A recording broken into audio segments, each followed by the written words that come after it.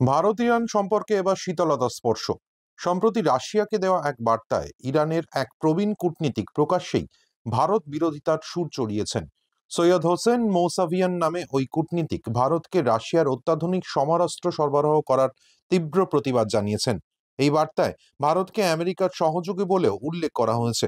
ভারতকে নিয়মিত অস্ত্র সরবরাহ করা হলেও রাশিয়ার ইরানকে অস্ত্র সরবরাহের বিষয়ে অনীহা নিয়ে প্রশ্ন তুলেছেন ওই কূটনীতিক। ভারতকে আধুনিক air defence system fifth generation fighter jet সরবরাহ করার বিরোধিতা করার পাশাপাশি প্রযুক্তি হস্তান্তরেরও তীব্র বিরোধিতা করা হয়েছে।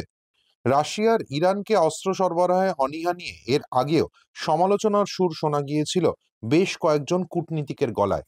রাশিয়া ইউক্রেন যুদ্ধে ইরান সব রকম ভাবে রাশিয়ার পাশে দাঁড়িয়েছে, এমনকি কঠিন সময়ে মস্কোকে দরাজ হাতে অস্ত্র সরবরাহ করা হয়েছে বলে দাবি করা হয়েছে ইরানের কূটনীতিকদের পক্ষ থেকে। গত প্রায় ৩ বছর ধরে চলা এই যুদ্ধে ইরানের পক্ষ থেকে ১৭০০ শাহিদ ড্রোন সরবরাহ করা হয়েছে বলে দাবি তেহরানের। যদিও বদলে রাশিয়া ইরানকে কোনো রকম সাহায্য করেনি বলে ক্ষোভ রয়েছে ইরানের অন্দরে।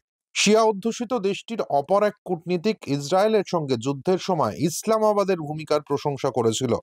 কঠিন পরিস্থিতিতে পাকিস্তানের সাহায্য দুদেশের সম্পর্ক মজবুত করবে বলে দাবি করেন তিনি। তবে ভারতের নাম নিয়ে বিরোধিতা এর আগে কোনো ইরানি কূটনীতিকের গলায় শোনা যায়নি।